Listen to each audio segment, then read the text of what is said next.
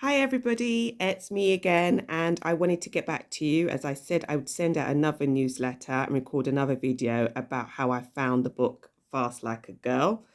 Um, I have really enjoyed it. I finished reading it a few weeks ago, and I started my fasting lifestyle mid-March.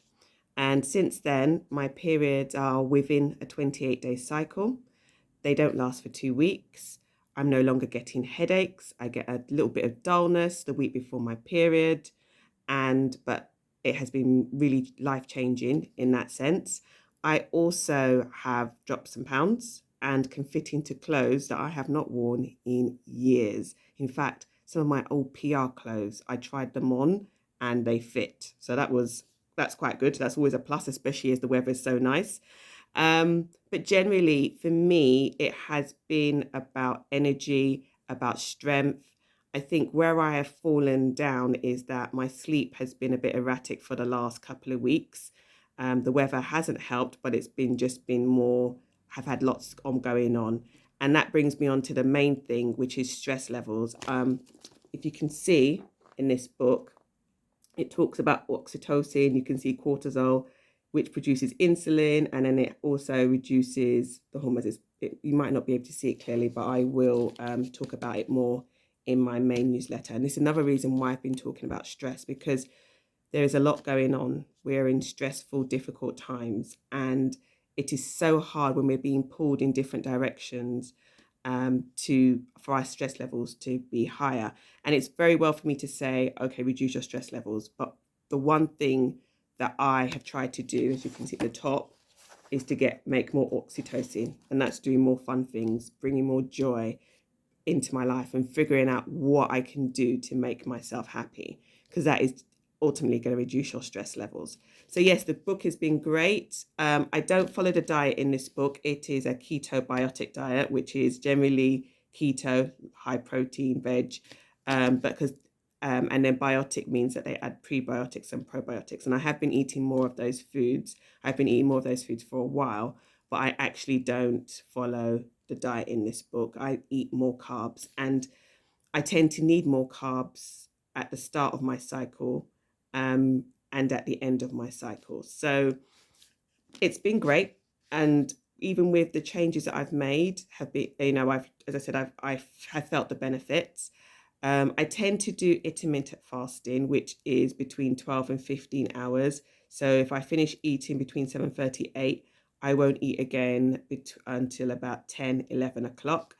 Occasionally, I'll do a longer fast, which is called an autophagy fast, which is actually between 17 and 72 hours, but I'm not going to fast for 72 hours. So I tend to do 17 hours occasionally, but the one I'll do is 24 hours right before I go into the last phase of my menstrual cycle. I'll do a 24 or 20 hours. And that one has been a little bit challenging, but nothing major. I think because I've been building, if I tried to do a 24-hour fast from the get-go, it definitely wouldn't have happened. But because I've been since March, increasing the length of time between the times that I stop eating and eat, that's been great. I'm also eating more fresh fruit and vegetables, but actually more vegetables, more than I used to. I've always loved veg, but now I'm making more a conscious decision to eat more veg, to eat more healthy fats. And it's been good. And as I said, I still love sugar. I still have eaten cake. I've had birthdays.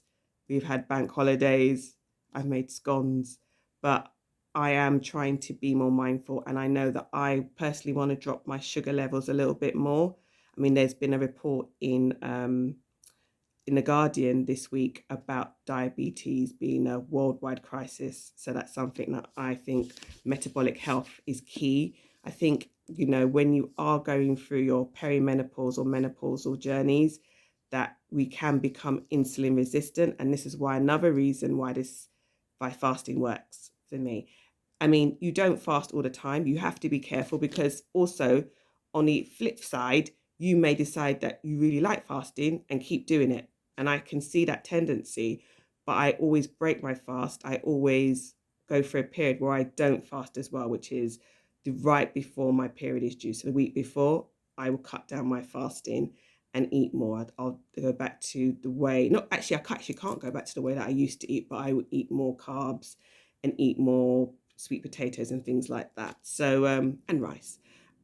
So that's been transformational. I don't really do too much of a heavy fast at the beginning of my cycle. Apparently you can. For me, it doesn't work, but you just need to play with it and work out what works for you. And if you are unsure, always speak to a nutritionist. I've mentioned quite a few. Some of them agree with fasting, some of them don't like fasting. And so there's lots of information. And if you want to find out more, just drop me a line and we can discuss it more. I will mention a few more things from this book in the next newsletter. But apart from that, I put this to bed. I'm adopting a fasting lifestyle. It's been great for me, and I'm going to continue.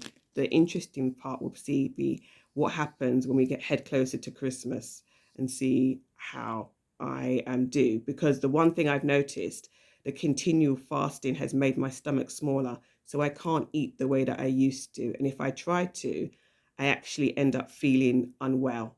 So, which is a good thing because I shouldn't really be eating all the time. So it's been great for me. Let me know what you think. Drop me an email. Take care. Bye.